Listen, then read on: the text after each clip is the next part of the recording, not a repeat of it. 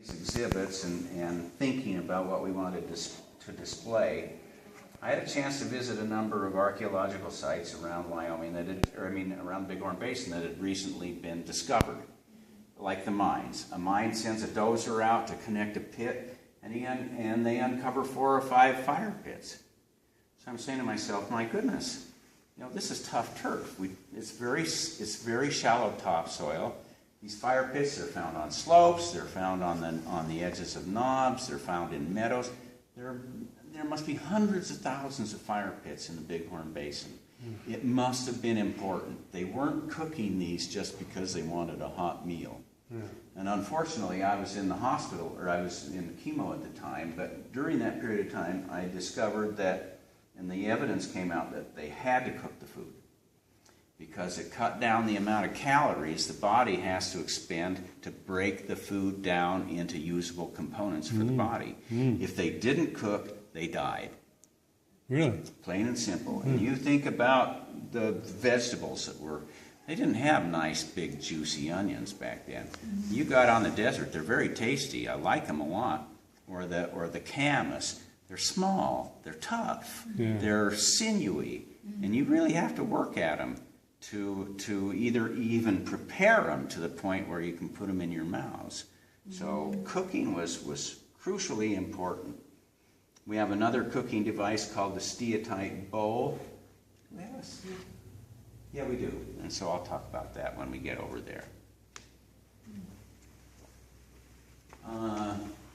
This I did not design, and I was disappointed in it. It's not very interesting, but it shows some of the plants. These are the onions that they ate, and they ate saltbush, and of course they ate any kind of animal that they could get a hold of. And I speculate that as a general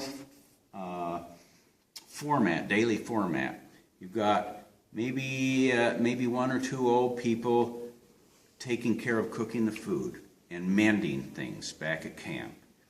Most of the women and children are off gathering roots, and most of the men are off hunting meat.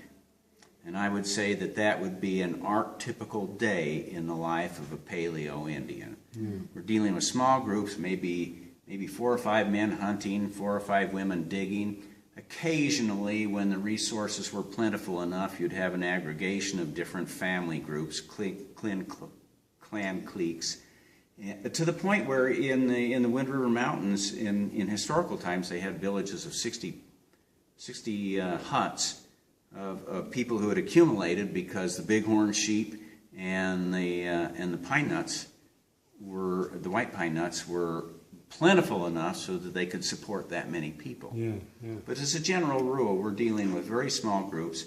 And one thing that's interesting, if you look at what they're eating here, we tend to think of what people were eating in terms of what we see today, and unfortunately, this more or less reflects it and doesn't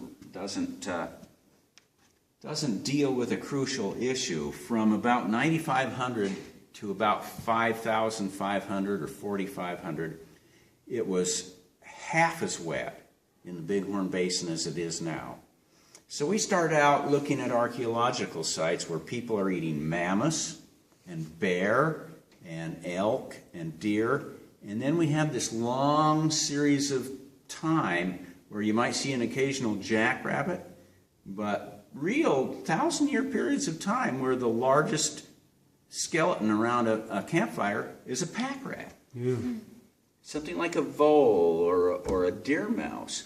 It was tough, and they think that the population density of the Bighorn Basin dropped off dramatically during this period of time when it was so dry. I wanted to get that message over to show how man has to adapt to a changing environment, but unfortunately, for most of this exhibit in here, I was absent. But that was where I wanted to go with this, was to show that people have to adapt to their climates, and these climate changes are radical. If that happened today, if we had half the moisture in the West that we do now, I mean, you just can't imagine what kind of dislocation and pain and suffering would be associated with it, and the population density. Las Vegas would start to look like North Africa awfully quick, you know, rocky, shelter, you know, a few people herding sheep and things like that. So that's one of the things that I was trying to portray here, and I never got back to it, and I'm sort of not in the process anymore.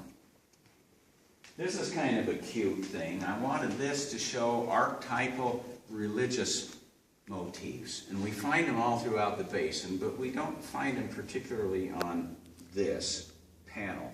But and with George Frizen, our big archaeologist, we had this talk. I said, George, I want to talk about something about religion here with these people. And he said, well, we haven't found any evidence outside of a sweat lodge. We haven't found any evidence of religion.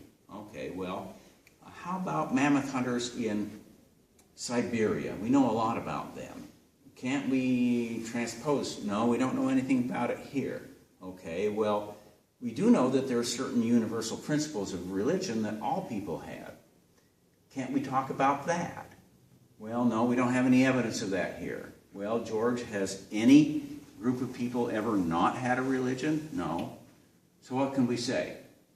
Well, I came up with the idea that we would take rock art archetypes and put them here, and they didn't, but we do have some archetypes. Where's the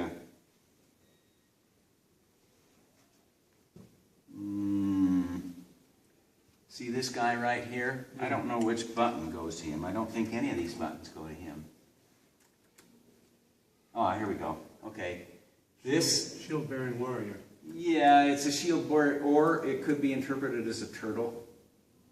Yeah, well, this guy's definitely got a shield here. Yeah, he's a shield, But we have look at this guy right here with the horns. That's a fairly typical prehistoric... No, not him. There we go. Yeah. Okay. He's got, no, that's not even the one. I'll show you some pictures when we get home. There's a turtle. No, that's a shield too, isn't it? Anyway, I wanted to put archetypal symbols on here, and they just took a few interesting symbols and put them up. Yeah. Kids like it, but it doesn't really tell you very much. I wanted to show how people felt that they related to the natural world. Yeah. And what you find out in looking at the rock art, you find vision quest areas in the hills off to the west here, where people are drawing water gods and air gods and things like that. And presumably they are drawing personal power from those gods and from those vision quests.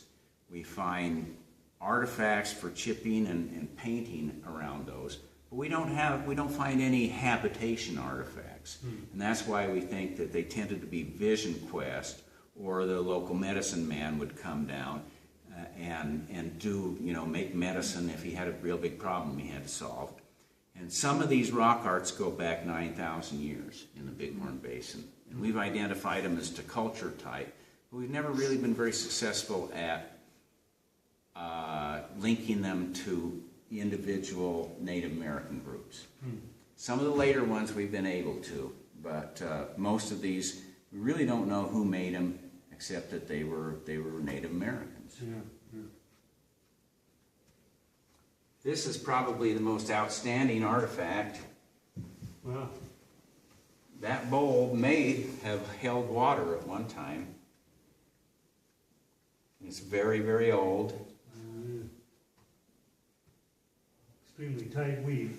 I was unhappy with this exhibit because it doesn't really tell you much. It does like a lot of other museums. It tells you what it is, but it doesn't tell you what it's for or anything. Like this steatite bowl here. This is steatite, otherwise known as soapstone. And they chipped these out of soapstone formations. They didn't break the mold out. They actually made this, and then after it was hollowed out and shaped, then they would cut the last edge off, and it would come out of the formation. And there are still up in the mountains, you can find some incomplete bowls that are still attached to the mother rock. But what was interesting about these, and they're relatively recent, maybe 300-400 years recent, it takes about 7 minutes to boil water in one of these, and the water continues to boil for another 5 minutes after you take it off the heat. So if you're living in an upland area where wood resources are not plentiful above tree line, this is a real labor-saving device. Yeah, it's hard to move around, and they found them as big as like 2 gallons, and they tend to get big. So they weren't mobile. They were passed matrilineally from mother to daughter, and about 80 to 85% of all of these steatite bowls have been found above 9,000 feet.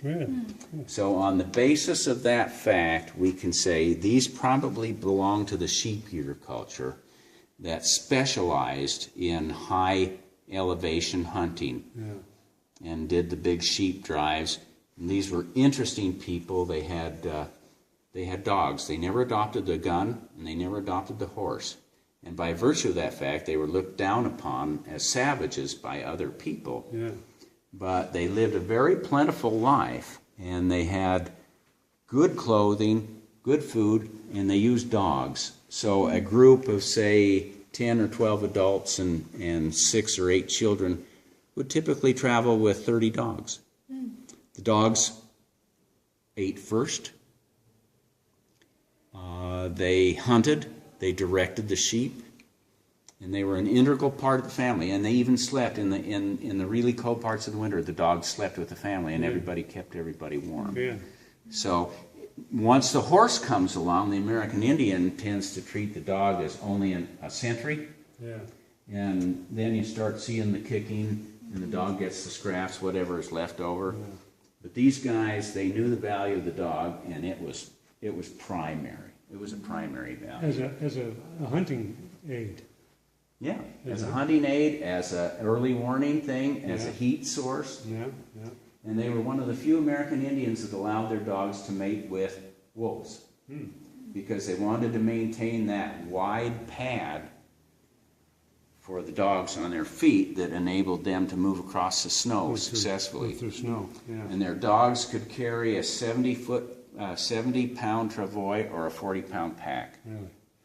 And they could cover with a travois on flat ground. They could cover 40 miles a day, and in the mountains they could cover 10, 15 miles a day with a backpack. This is not very well lit either here. No, I think there must be a light out.